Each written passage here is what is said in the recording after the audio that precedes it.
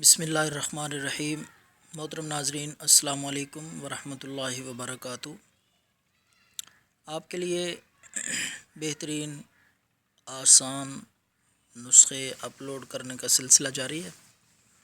یہ نسخے صرف اور صرف اللہ کی رضا کے لیے صدقہ جاریہ سمجھ کے ہم انشاءاللہ اپلوڈ کرتے رہیں گے۔ تو یہ آج کا نسخہ دمے کے لیے ہے، بہترین آسان نسخہ، بڑا ہی حیرت انگیز۔ وہ مریض جو دمے کی تکلیف میں مبتلا ہیں ان کے لیے یہ بے حد مفید نسخہ ہے۔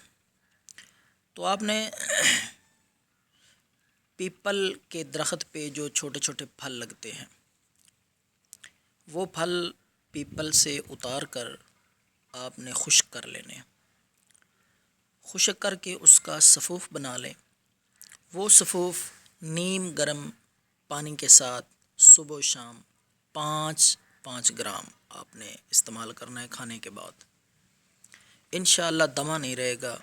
پرانے سے پرانا دمہ اور کھانسی میں یہ علاج بے حد مفید ہے۔ پیپل کے درخت سے وہ چھوٹے چھوٹے جو پھل لگتے ہیں وہ اتار کر خشک کر لیں، پھر اس کا سفوف بنا لیں۔ وہ سفوف 5 گرام صبح شام نیم گرم پانی کے ساتھ استعمال کریں۔ انشاءاللہ 14 دن کے اندر آپ کا دمہ ٹھیک ہو جائے گا۔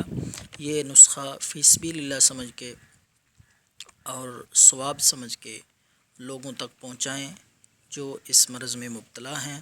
صدقہ جاریہ سمجھ کے دوسروں کو یہ شیئر کریں۔ اللہ حافظ۔